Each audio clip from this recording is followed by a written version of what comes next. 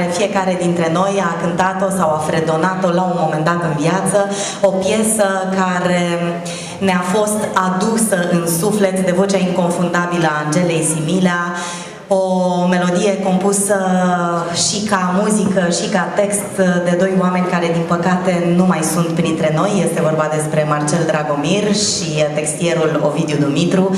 Vom asculta un albastru infinit, doamnelor și domnilor. O invit alături de noi pe Giulia Denisa Velker.